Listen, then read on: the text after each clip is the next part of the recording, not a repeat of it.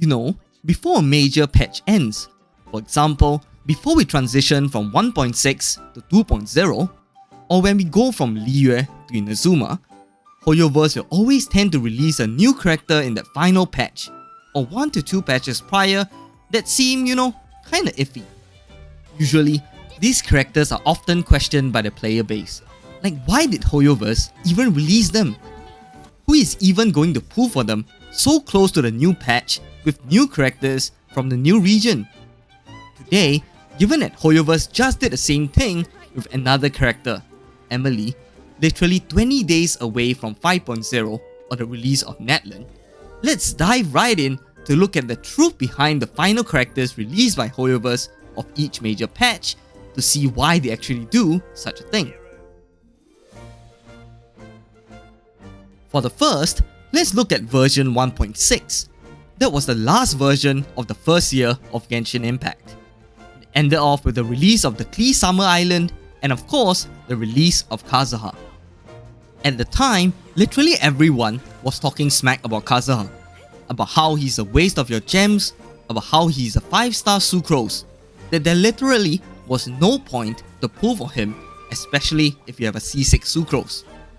However, of course, now, we know that it is simply not true. Kazuha is an amazing crowd controller, resistance shredder, and damage buffer for Cryo, Electro, Hydro, and Pyro characters. In fact, he's so amazing that as long as you want to do a damage showcase, Kazuha is bound to be inside.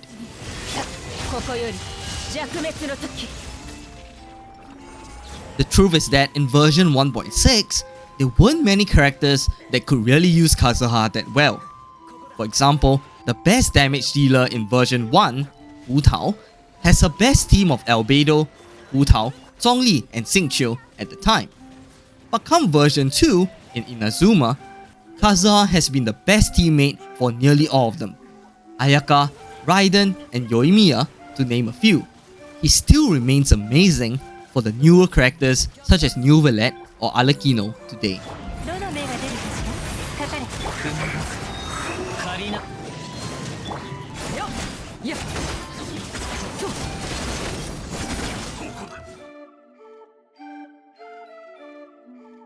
Next, the final new characters released in Year 2 of Genshin Impact happened in version 2.7 with Yelan and Kuki Shinobu.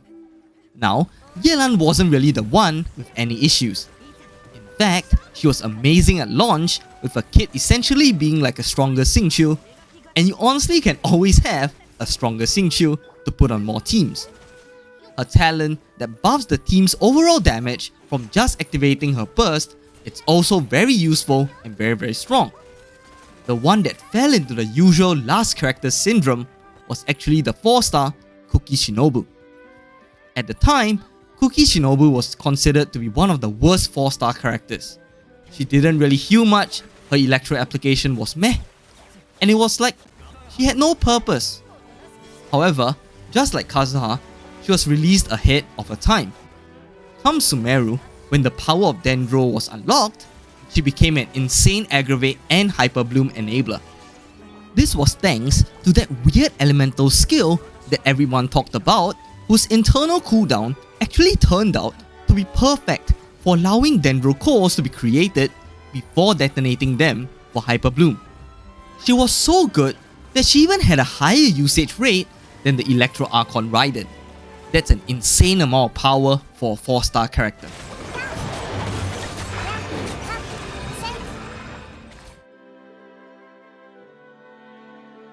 For version 3, the final new character of that patch was Baizu. Now, Baizu was actually okay. He could apply Dendro, provide shielding, and even be one of the only character in the game that can heal the entire team with a simple push of his elemental skill, while others will need to use their elemental burst to do the same. That said, at the time, still not many people pulled for him, as not many people needed his team-wide healing, nor needed his jack-of-all-trades, master of none kit. His shielding was okay, his Dendro application was okay, his healing was okay. So his reception was just that, okay. But come version 4 in Fontaine, with the release of the best Hydro DPS Nuvalet and best damage buffer Furina, things definitely changed for him. Nuvalet needed shielding, some healing, and also Dendro application for Dendro teams. Baizu is great for that role. But with Furina, who drains the entire team's HP, being able to quickly heal the entire team with his elemental skill, and hence activate Furina's fanfare points a lot faster, made Baizu an even stronger character today. Now, you can do without him of course, but the release of Fontaine did definitely give him a new role that suited him very much and gave him a lot more viability.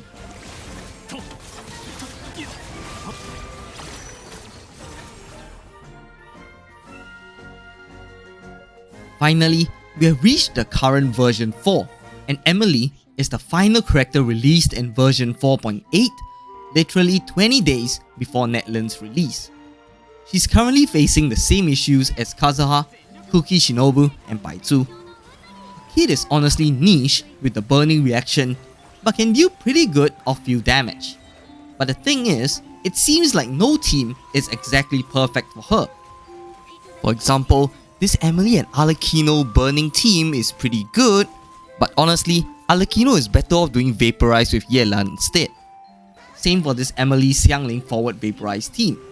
Yeah, it's not bad, but it's not perfect either, and perhaps someone like Child might fit better in this team. However, given the trend so far with the previous characters were released as the last characters of their versions, they were released ahead of their time, and most of them ended up having a team or character that they fit really well with in the new region, and that we shouldn't really judge them too soon. We can say that Emilie's best team will likely be coming in Natlan. Otherwise, why would they release her now when everyone would obviously want to get the new Natlan characters such as Kinich or Mualani instead? Hoyoverse isn't that dumb. So, let's just wait for Natlan to see if this prediction is true. In the meantime, I'll just sit here with my fully invested Emilie and wait for my investment to bear fruit in Natlan. With that, we've come to the end of today's video. If you have made it this far, do consider leaving a like and subscribing if you haven't, as it would really help out this small channel to get to its next goal of 10,000 subscribers. Thank you so much and see you soon! If you would like to watch my previous video about Emilie's kid, and if you should pull for her, click the video on the left. If you would like to watch my other Genshin Impact videos, click the playlist on the right. Once again, thank you so much for watching and see you next time.